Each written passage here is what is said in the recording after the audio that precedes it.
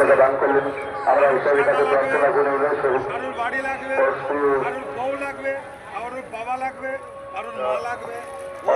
শরীর অসুস্থ আছে, উনি সুস্থ হলে আরো অনেক দান করবেন। ঈশ্বরের কাছে প্রার্থনা করুন উনি সুস্থ হয়ে যাক। ঈশ্বরের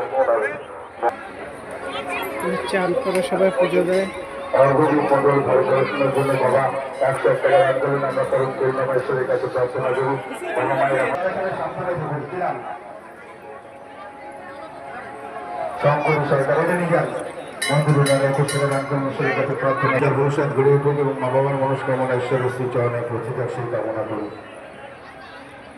যারা এই প্রাঙ্গণে আছেন আজ মহাচরক, আমরা বারবার বলছি পুণ্যার্থী দর্শনার্থীরা মোবাইল ফোন আর বিশেষ করে যারা গলায় সোনার চেন করেছেন তারা সাবধানে শুনেন না।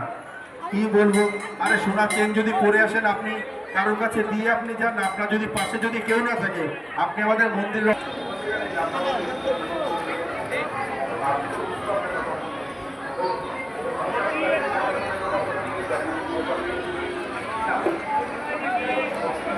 সুবিধা রেলের পরীক্ষার্থী সেই যদি চাকরি পাই দান করলেন। দান করলে আমরা রূপের ভবিষ্যৎ প্রার্থনা করি। মন্দিরটা ঘুরে ঘুরে সবাই পুজো দিচ্ছে। সেই কামনা করি। মন্দির উন্নয়নে 25 টাকা দান করলে আমরা রূপের ভবিষ্যৎ প্রার্থনা করি। মা বাবার মনস্কামনা যেন মহাদেবের শ্রীচরণের প্রতি যায় সেই কামনা করি। ভালো করে পড়াশোনা করবো না।